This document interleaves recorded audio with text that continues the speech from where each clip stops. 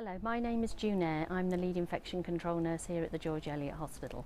In 2009, during the flu pandemic, I worked at a large city hospital where we had lots of young people coming into the department, people coming in for intensive care due to the fact that they'd got flu.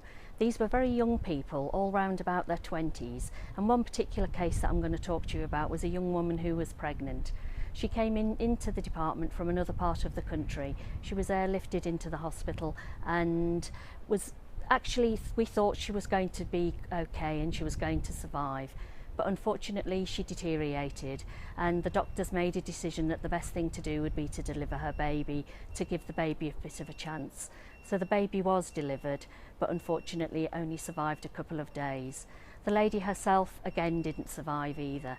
Now I think the real point of this story really is to highlight that she hadn't actually had her flu vaccine. Pregnant women were actually asked at the time and were warned that we were heading towards a flu pandemic, but I don't think that everybody took it on board.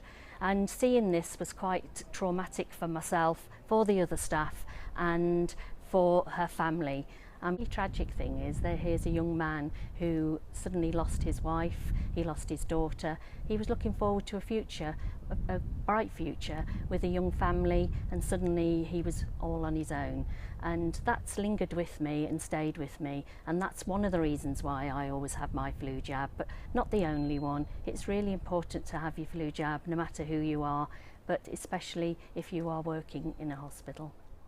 The really interesting thing about this story is that this was an intensive care unit where the staff spent the whole of the flu pandemic through 2009 into 2010 caring for patients with flu, and these were the most serious patients that we had around the UK, and not a single one of the staff actually got flu. But right at the beginning of the pandemic, when we knew we were going to have a pandemic, all the staff were vaccinated, and I think that just goes to show that the vaccination does actually work.